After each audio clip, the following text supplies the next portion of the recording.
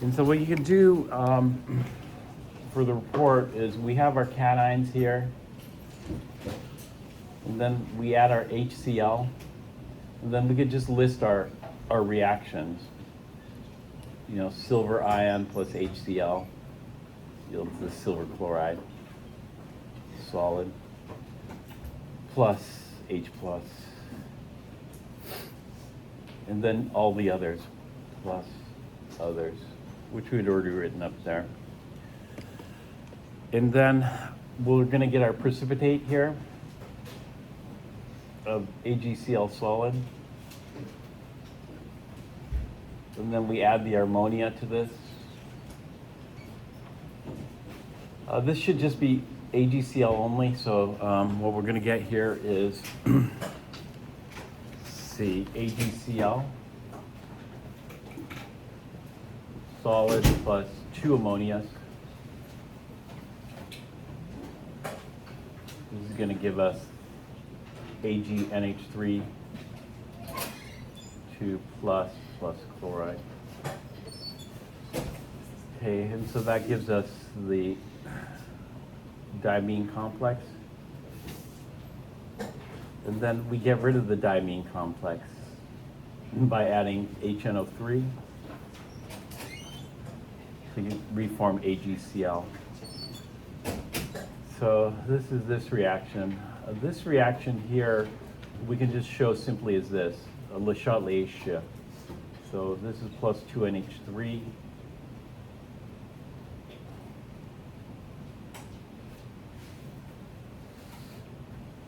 Just rewrite this reaction here. And so the Le Chatelier shift is going to look like this. We're going to add plenty of acid to neutralize those. So 2 HNO3s. This is going to form ammonium plus nitrate. Just balance this with 2 and 2, which shifts this equilibrium to the left. All right, so some equations like this. I wrote a lot more equations that was just showing.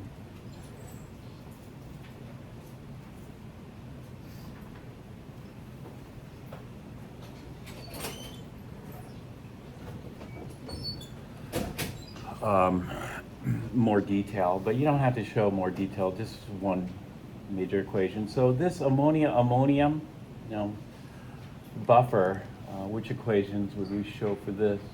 Well, we're precipitating out the 3 plus. And so we'll show these here. And then this is a no reaction here. This is a shift, a left. So we adjust the buffer concentration. So that's, what other cations do we have remaining? Well, we have ammonium and sodium also. So we'll just add that to this. So for this particular step, you'll show these, and then we'll show the calcium reaction here, the magnesium reaction here, in which we just say it shifts left. The nickel reaction here, which again, we'll just say left shift. Zinc, a left shift. Magnesium, a left shift. And so we get no precipitate here for these.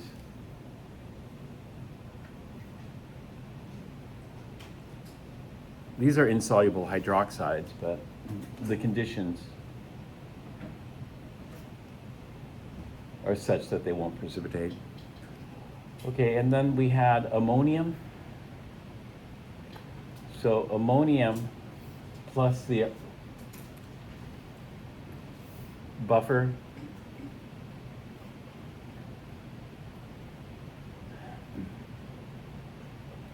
which is the ammonium buffer, This is going to change the pH. It's going to lower the pH because we're going to have more acid component, but otherwise, essentially it's an NR.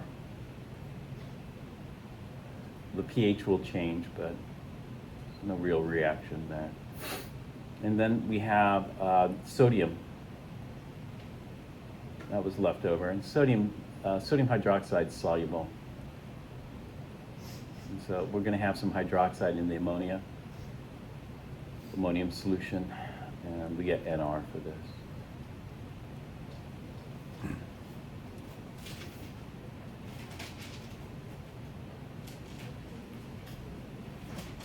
All right, so that takes us to here, where we're going to have the aluminum hydroxide, the iron 3 hydroxide, and the chromium hydroxide precipitates. Chromium 3 hydroxide. So what's the next step in this procedure? So let's take a look at the next step here. The next step is we're going to add sodium hydroxide to this. And okay, the sodium hydroxide forms this tetrahydroxo or hydroxido aluminate 3 ion. So tetrahydroxo aluminate 3 ion. How do we know something like that could potentially form? In fact, if we add too much hydroxide, then we run the risk of forming what we call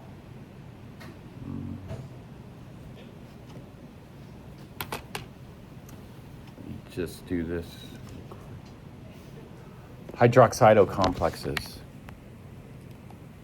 get this.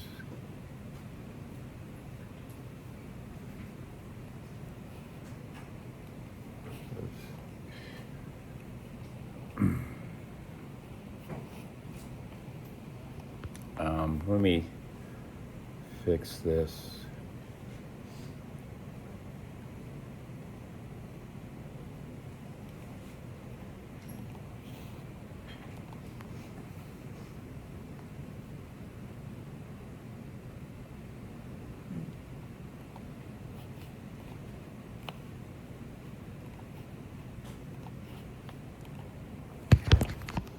We can see if we have the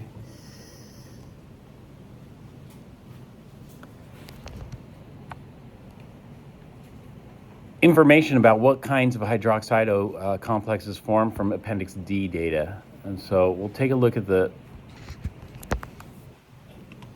Appendix D.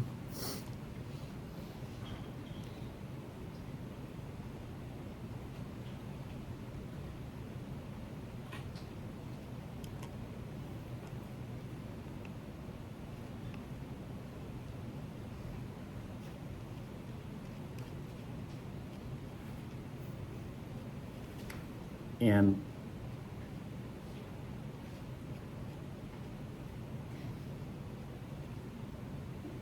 look, although this table is not comprehensive, so we run the risk of missing something, but this is all we have for right now.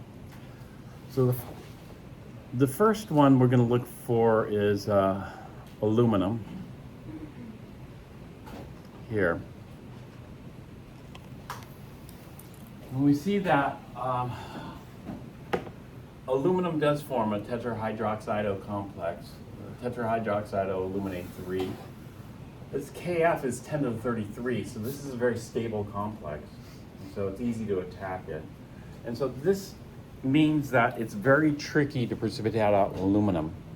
If you were to precipitate out aluminum, normally we try to add lots of hydroxide. The more hydroxide we add, the more precipitate we expect, correct? Because of the common ion effect. But for aluminum, it doesn't work like that. For aluminum, what happens is you increase the amount of hydroxide, you get more and more precipitate.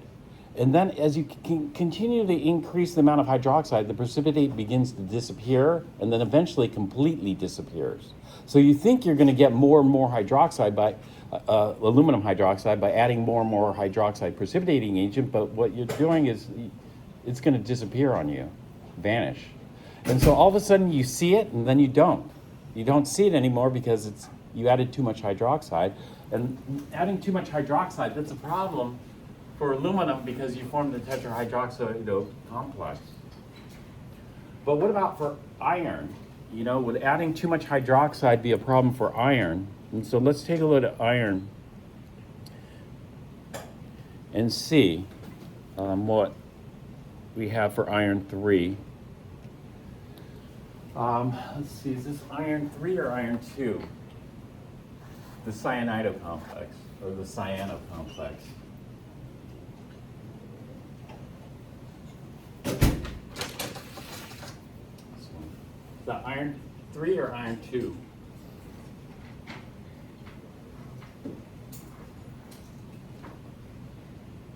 What's the charge on cyanide? -1, so that's iron 2. EDTA is -4.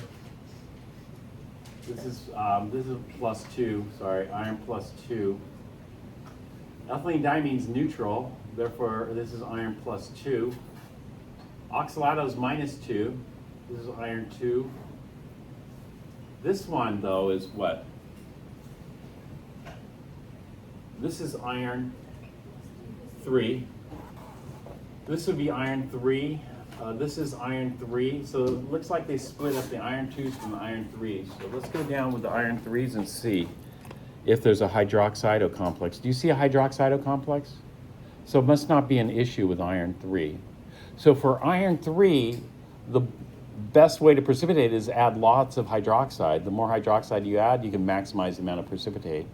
We don't have to worry about the precipitate vanishing due to forming hydroxido complex. The other species, chromium 3. So let's take a look at chromium. This would be chromium 3 here. But we just have ethylene diamine tetraacetate 3. That's 10 to the 36. It's quite stable, and that's it. So we don't see a hydroxido complex for chromium. Hydroxido complexes, happen. Do you see any others here? I see another hydroxido complex here, zinc. So I have to be very careful precipitating out zinc as a hydroxide, because if you add too much hydroxide, what happens? You'll form a complex. You know how people prevent this from occurring? If you add sodium hydroxide, then the chances of forming a complex are quite a bit higher than if you add ammonia. If you add aqueous ammonia only forms a little bit of hydroxide. And so aqueous ammonia is the preferred precipitating agent for something like zinc. Otherwise, you can form a hydroxide. The same thing with aluminum. It's better to precipitate out aluminum using aqueous ammonia than it is to use sodium hydroxide, because aqueous ammonia has so much less hydroxide, and it's so insoluble, it precipitates out readily. I guess when we look at the KSP for aluminum hydroxide, it's extremely small here. 10 to the -33 is the KSP for this. Even though it's extremely small, you just add a little bit too much hydroxide and it's gone. And so that's a problem. So the purpose of the hydroxide, we'll just do that first here.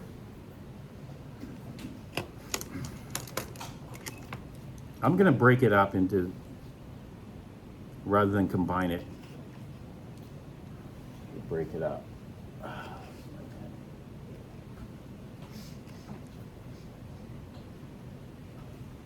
So we're adding excess hydroxide, and that's going to attack the aluminum. So the aluminum hydroxide, solid, plus excess hydroxide, just one extra hydroxide, that's all we need, is going to form this.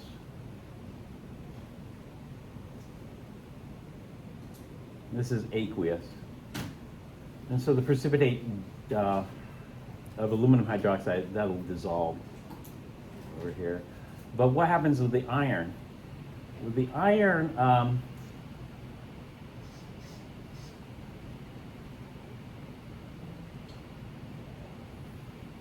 common ion effect, the solubility will decrease, therefore increasing precipitation. But essentially, it's kind of NR. Yeah, we're going to get more precipitation. This is the common ion effect. So rather than being 99.99 whatever percent, it's going to go a little bit higher. And the chromium 3 hydroxide is the same thing. So even though I say no reaction here, there's stuff happening. The stuff happening would be the solubility decreases, therefore that tiny bit that remains in solution is going to start coming out. And so over here, that we're going to have the iron and the chromium remain. So this will be the iron hydroxide and the chromium hydroxide. Over here, the aluminum will dissolve. Here. Okay. Then the next step is we're going to have sodium hydroxide present, or hydroxide present, and we're going to add hydrogen peroxide. A lot of oxidizers require acid, but this is going to be hydroxide under what we call basic conditions, because hydroxide is present. And what hydrogen peroxide is it's an oxidizing agent, OA.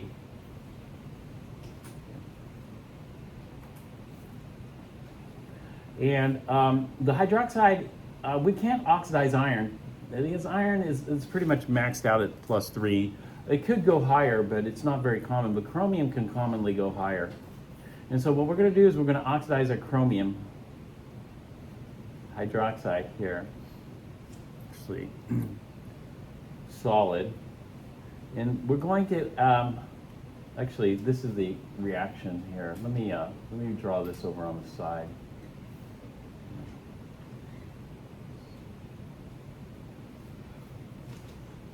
So this is what's going to happen. The chromium hydroxide solid is going to be attacked by the hydrogen peroxide. So we can oxidize chromium to higher oxidation states. What's the highest oxidation state that we can oxidize chromium to?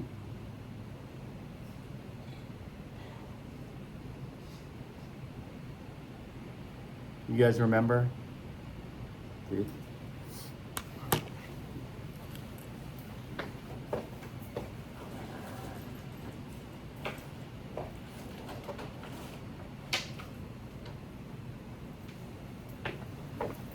What's the highest oxidation state? The max positive oxidation state of chromium?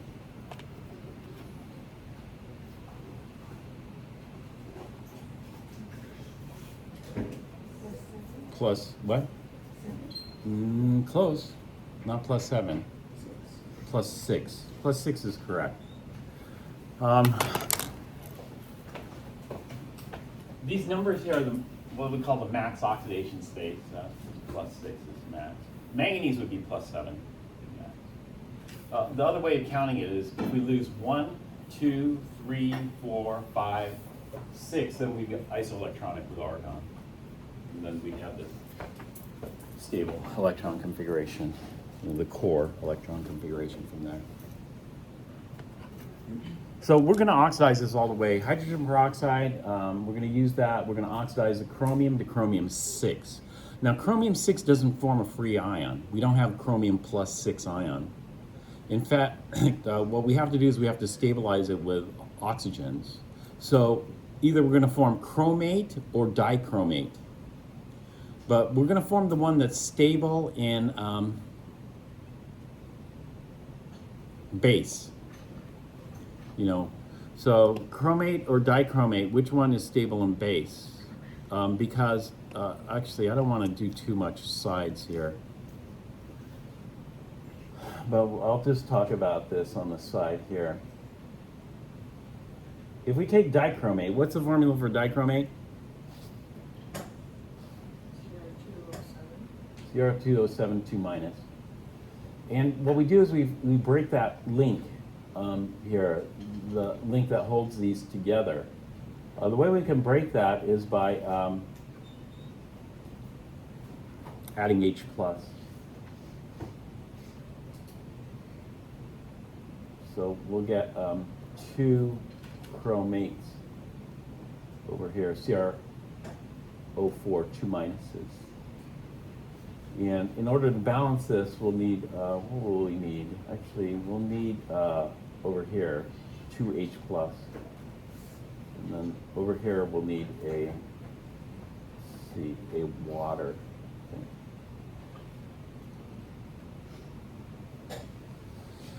We have to remove one of the oxygens, and one way to remove one of the oxygens in the chromate is by adding hydrogens to form water.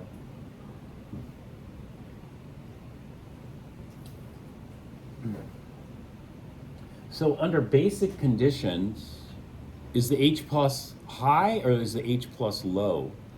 Under basic conditions? Low.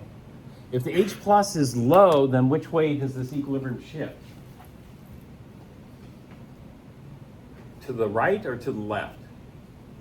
If H plus is small, this equilibrium shifts to the right or the left? To the right. If the H plus is high, under acidic conditions, H plus is high, this equilibrium shifts to the left. And so both of these are chromium 6. Which one we find in solution depends on the pH. At low pH, we find dichromate, which is kind of orange. At high pH, we find chromate, which is yellow. And so this switches back from orange to yellow depending on pH. So which one are we going to form under basic conditions? Are we going to form chromate or dichromate?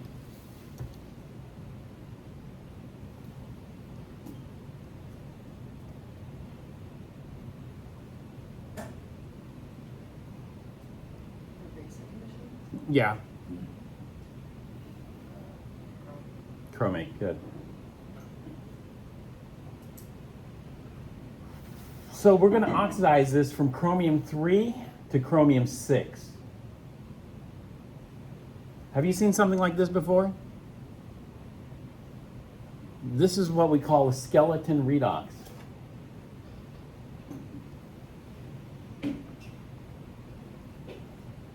Which is in chapter 5. How do you do skeleton redox? Well, obviously this isn't balanced, so we need to balance this. So do you guys remember how to balance skeleton redox?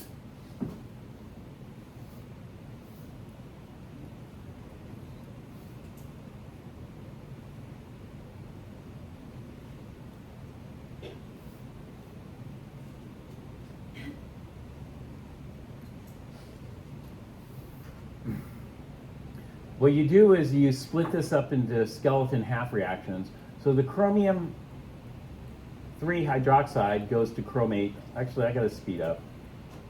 And the hydrogen peroxide goes to what? Well, the hydrogen peroxide goes to something. We don't really care because it's hydrogen oxygen. And skeleton redox, hydrogen oxygen always balances. So we don't really need to know. So let's go ahead and balance this here. What we do is we balance all elements other than hydrogen oxygen first. So we have one chromium, so it's balanced. We don't have to do anything here. And then we balance the oxygen next or the hydrogen next. We balance the oxygens next. So we have 3 oxygens over on the left, 4 oxygens on the right. We balance the oxygens by adding what?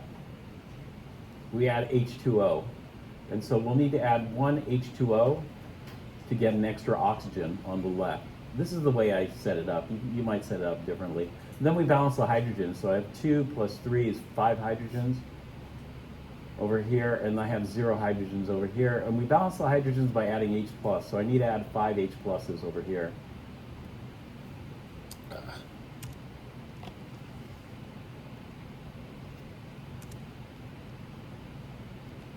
What happens to my...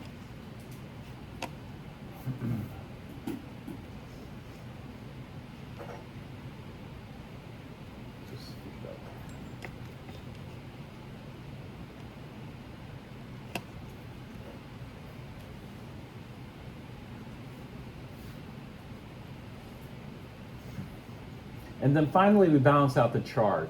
When we balance out the charge, we add electrons. This is not supposed to be an electron here. But the charge on the left is 0. You know, chromium 3 hydroxide is neutral, water is neutral. The charge on the right is -2 plus 5, which gives us +3. Oops, shoot, +3.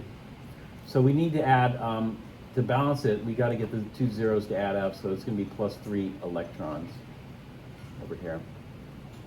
And so this gives us our oxidation half reaction. Our oxidation is oil rigged. Oxidation is loss of electrons. We're losing electrons in this half reaction. So this is what we call our oxidation half reaction.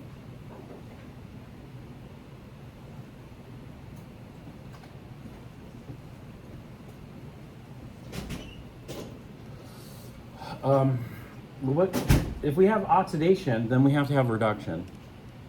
And so hydrogen peroxide must be our reduction half reaction. This goes to question mark. We don't know. But we just balance it.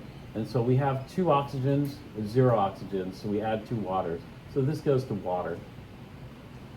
And then we have 2 hydrogens, 4 hydrogens. So we need 2 H pluses. And then we look at the charge. We have +2 and 0. And so we need 2 electrons. And so reduction is gain, oxidation is loss. So this is our reduction half reaction. Hydrogen peroxide plus 2 H pluses plus 2 electrons yields 2 H2O liquids. And then we combine these. But when we combine these, we have to make sure that the electrons cancel. If the electrons don't cancel, then that's a problem. We can't have free electrons. So we're just going to cross multiply. We'll multiply the first one by 3 and the second one by 2. So I'm just going to do this up here. So this is going to be 3 hydrogen peroxides, 6 H plus, 6 electrons, and 6 waters.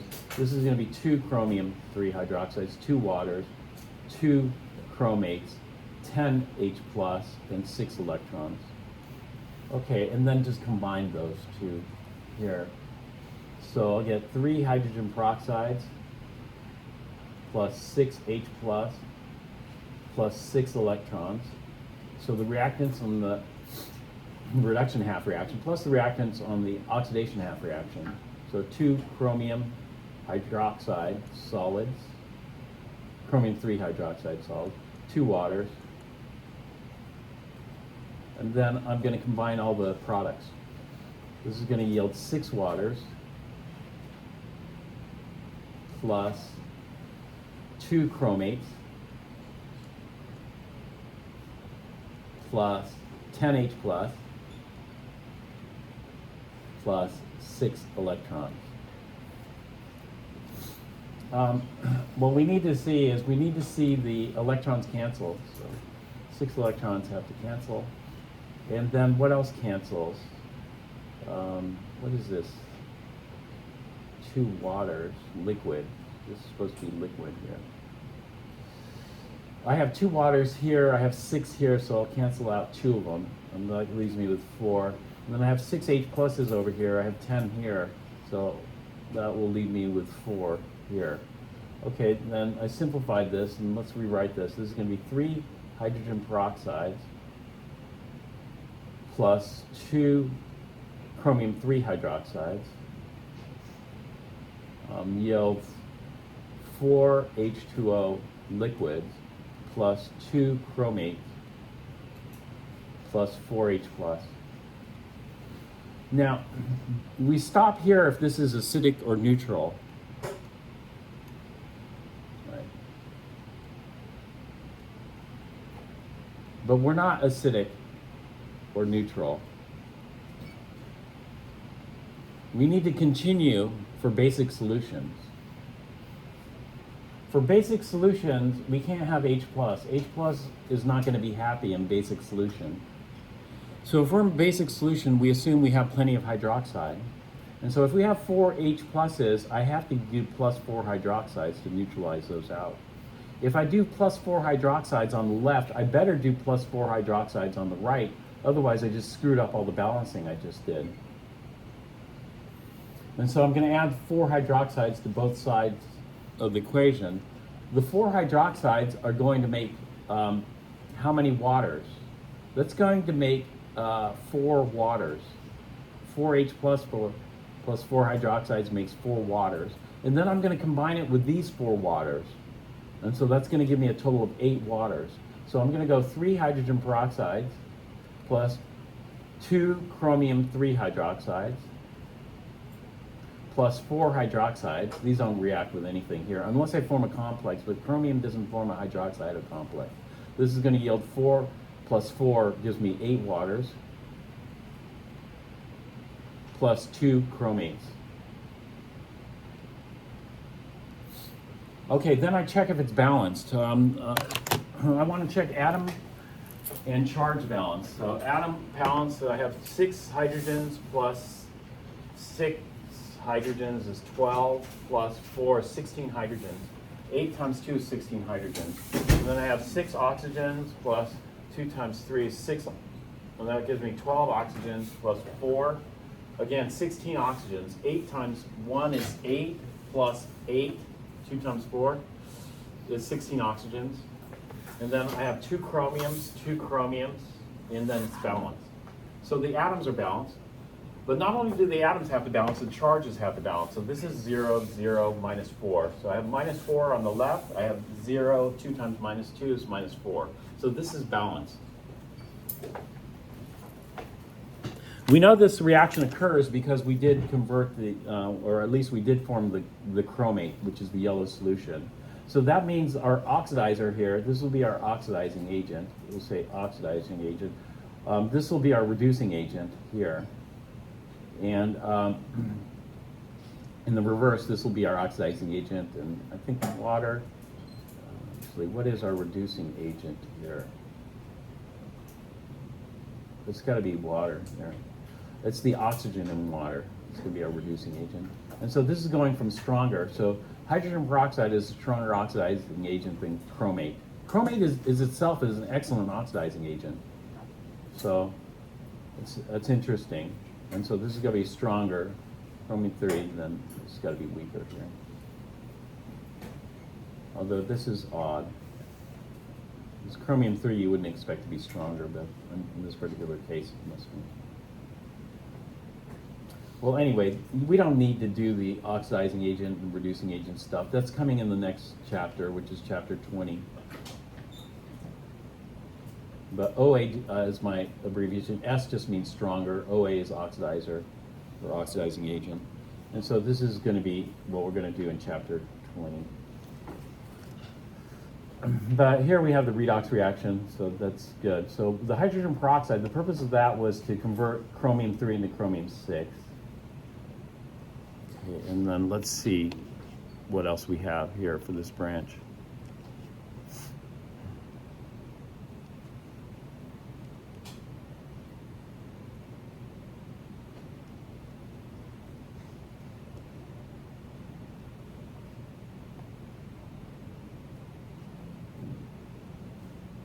So we have the hydroxide complex and the chromate that we formed. And then we have the iron 3 hydroxide that remained unreacted. So let's take a look at the iron 3 hydroxide next. Okay, so the reaction here is this.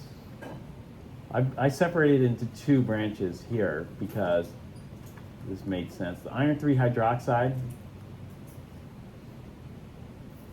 remains here, but the chromium 3 hydroxide forms chromate over here. And so doing all this stuff here, the reaction is like this. Iron 3 hydroxide was not oxidized by hydrogen peroxide. So plus hydrogen peroxide under basic conditions yield NR, no reaction. Whereas the chromium 3 hydroxide did react with the hydrogen peroxide. And so we have that equation here. We need 2 chromium 3 hydroxides plus 3 hydrogen peroxides. Yield the chromate plus the 8 waters. Oh, and the hydroxides, I forgot, the 4 hydroxides. Okay. So those are the reactions that you'd write here. Now the iron 3 hydroxide, what are we doing with that next? So let's take a look at the iron 3 hydroxide here. Okay, the iron 3 hydroxide, we're just going to dissolve in hydrochloric acid. So that's pretty straightforward, just a metathesis reaction here.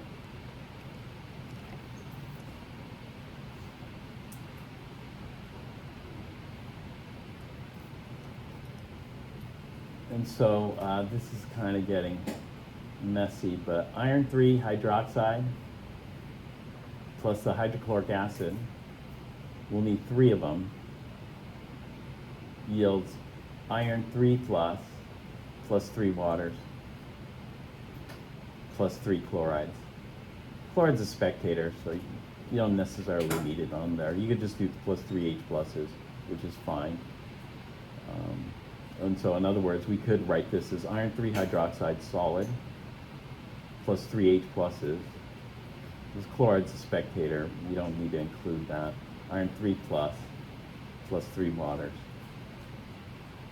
Driving force for this is going from stronger acid, H plus, to weaker acid, H2O liquid. So that's the reaction here. So we just dissolve our precipitate of iron 3 hydroxide solid. So now we have iron 3 plus aqueous. What are we going to do with that?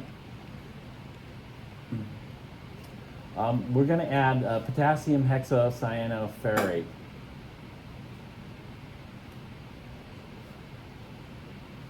And we're going to make this. This is a very famous compound here. This is the dye for blue jeans. And so, although you might think, oh, cyanide's very toxic. And so you would worry, you know, if your blue jeans are stained with this, do you have to worry about cyanide poisoning? Maybe you shouldn't be wearing blue jeans if you got to worry about cyanide poisoning. But we don't have to worry about that because the cyano complex of iron 3 is extremely stable.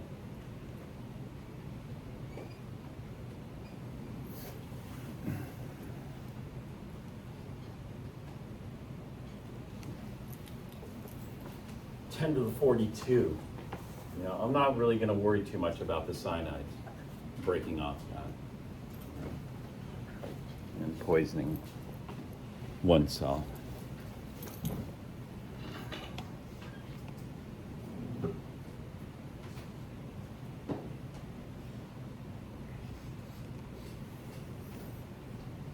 So, what's the precipitating agent? The precipitating agent is this thing here, K4, and what do we call this? There's a common name for this, but what would we name that as?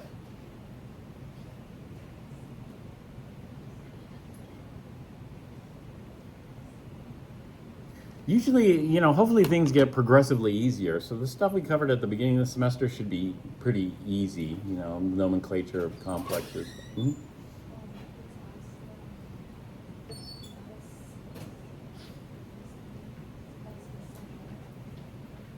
Yeah, potassium hexacyano, not ferrium. Well, what's the charge on this? The potassiums are +1. We have 4 of them. So the negative charge on this whole complex is what?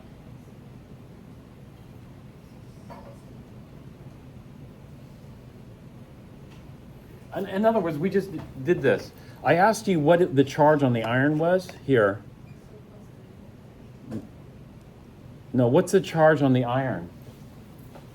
Here. Maybe. What's the charge on the iron?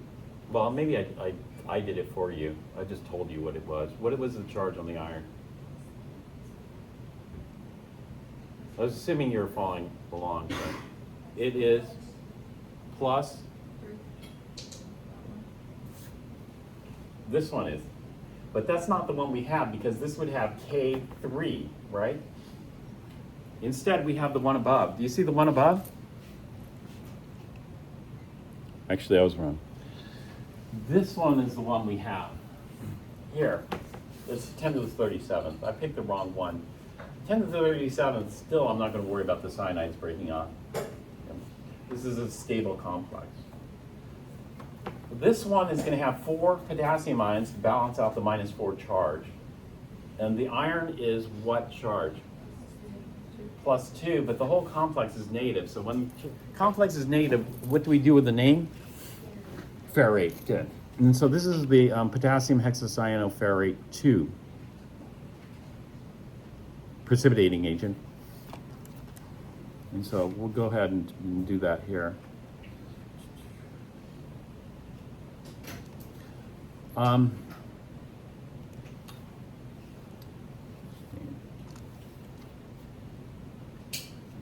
So here I'm going to add the potassium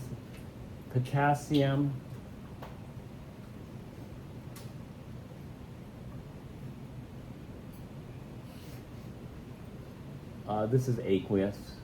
This is a soluble salt. All potassium salts are soluble. So what I'm going to do is I'm just going to do this net ionic. If I do this net ionic, I'm going to get iron 3 plus the hexacyanoferrate ion, which is -4. So I need a ratio for this. The ratio is the easiest thing to do is cross multiply. So if I cross multiply, I'll need 4 irons and 3 hexacyanoferrates.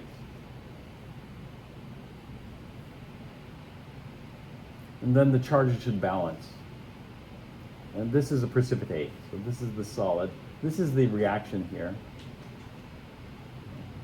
for this. And then we end up with this precipitate, Fe4, FeCN 6,3. And as I recall, this is called Prussian blue.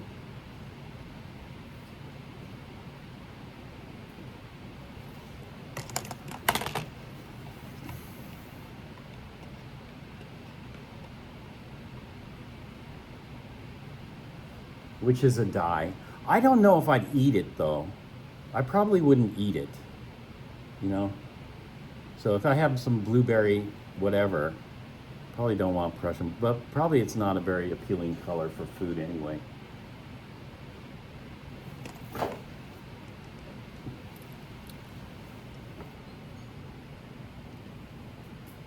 But I think even if you eat it, it's probably not going to kill you.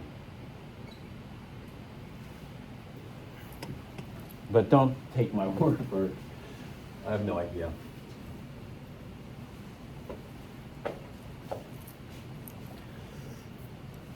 Okay, let's go to the other branch. The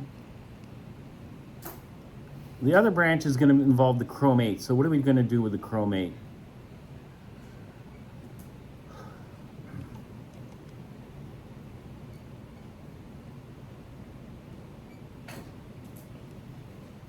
Well, we're going to combine that with the aluminum, the hydroxido complex. So let me do that in my flow chart here.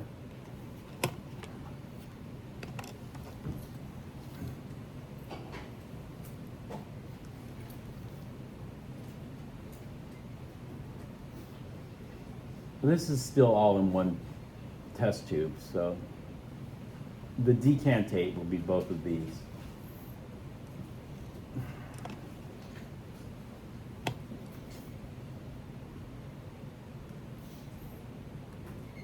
And so I'll have my tetrahydroxide aluminate and chromate. So let's see what we're going to add to this next.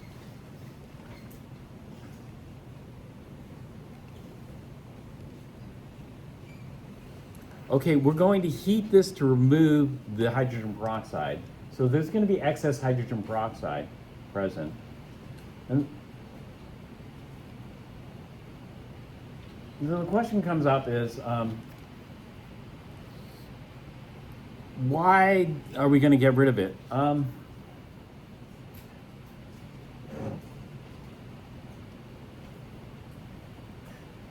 This is the symbol for heat, this little triangle.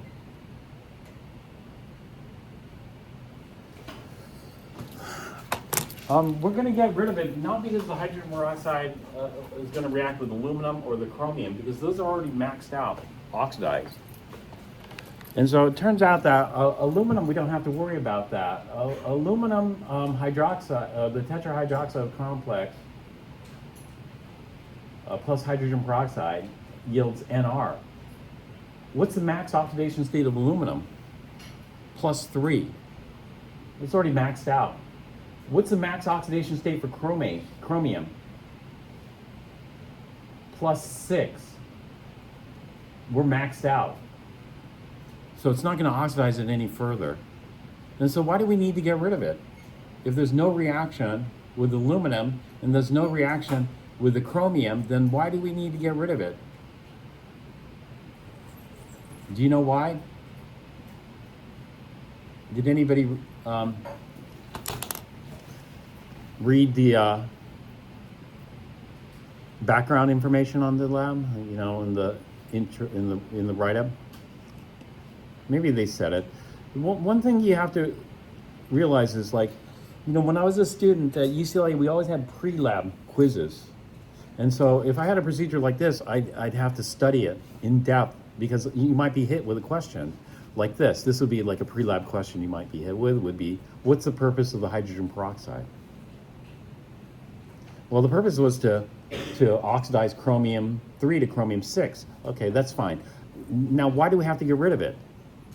The excess. Did we worry about getting rid of excess before? No, we just washed it out, remember?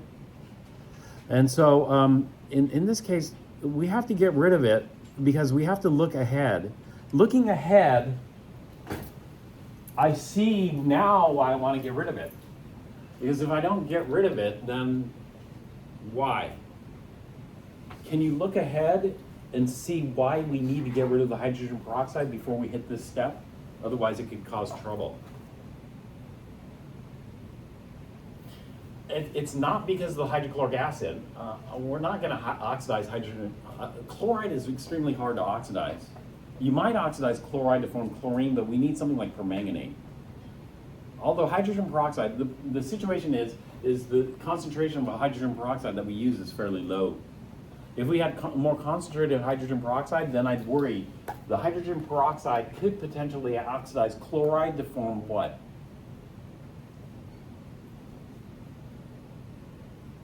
Chlorine gas. So we don't want chlorine gas to form, number one. But there's something else too that is much easier to oxidize. What is much easier to oxidize? I see something else that's kind of flammable. Do you see it? What else is quite electron rich? I see something that's very electron rich just down the road. And if hydrogen peroxide is present, then I'm going to have a reaction. And that is ammonia. Ammonia is very electron rich. This is easy to oxidize. Then when you oxidize ammonia, you form NOx, oxides of nitrogen. Oxides of nitrogen are poisonous. And so we got to be careful with that. And so ammonia is electron rich because nitrogen, what's the oxidation state range for nitrogen? On the positive end, what's the maximum positive charge on nitrogen? +5. What's the negative charge, max negative charge on nitrogen? -3. And so -3, this is as rich as nitrogen gets, and it's quite rich. This is an excellent reducing agent. And so if hydrogen peroxide were present, you're going to oxidize your ammonia first before it has a chance to do anything else. And so we got to get rid of this.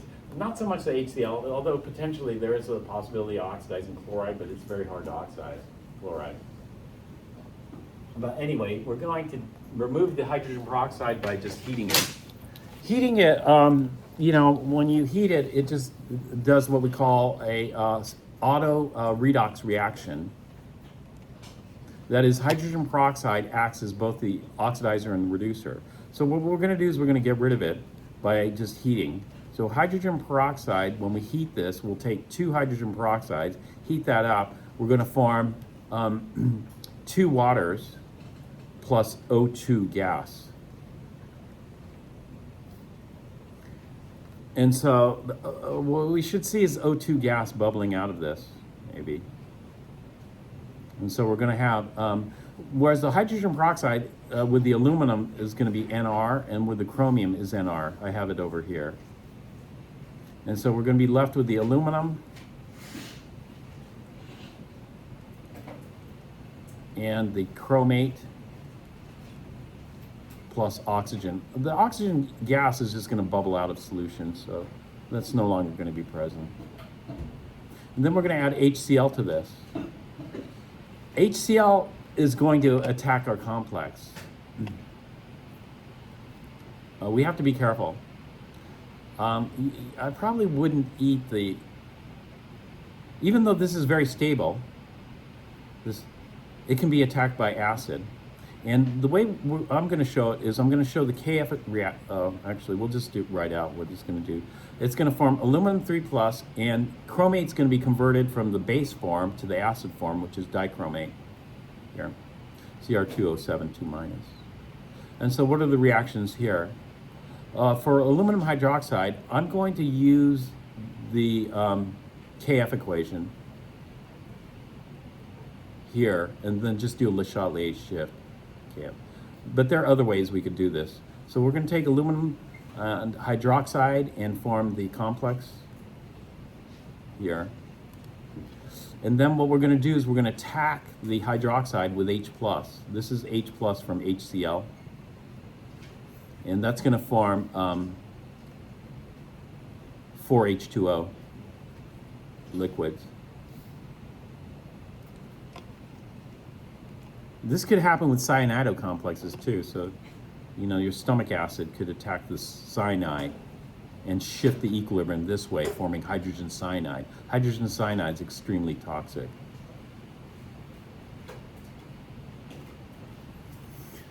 So we destroy our complex by adding acid to it, which shifts the KF. Even though the KF is huge here, Le Chatelier's principle will work.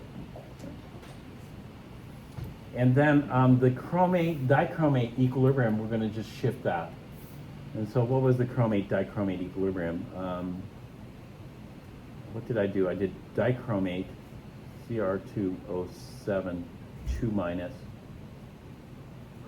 goes to chromate,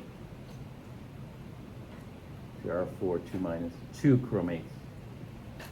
This has got to be 2H+. Get rid of one of the oxygens, and this has got to be plus H2O here. So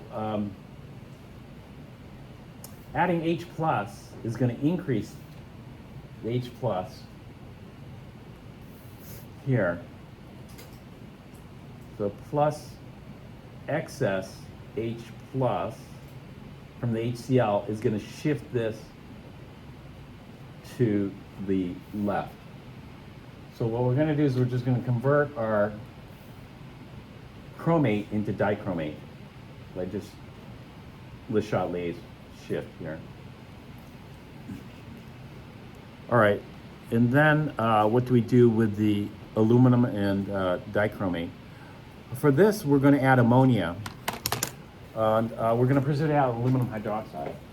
Ammonia is used here in this precipitation because if we use hydroxide, we have the high risk of forming the hydroxide complex. And so if we add a hydroxide here, we'll get precipitate, and then if we keep adding hydroxide, the precipitate disappears. And that's a problem. By using ammonia, there's so little hydroxide that we can't go too far in excess here. And so we run a much smaller risk of forming the hydroxide complex here.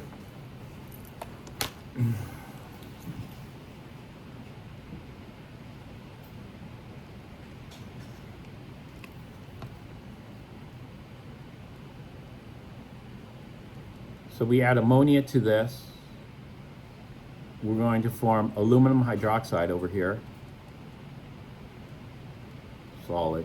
And the reaction is just a double or metathesis type reaction. Aluminum 3+ plus 3 ammonias plus 3 waters yields aluminum hydroxide, solid plus ammonium, 3 ammoniums. We don't have any ammoniums present, so we're not buffering this. Although even if we buffered this, it'd probably still precipitate out. It's so insoluble. And so ammonium is just the product here. There's no ammonium added here. We don't need it. Because dichromate's not going to have any reaction with the ammonia.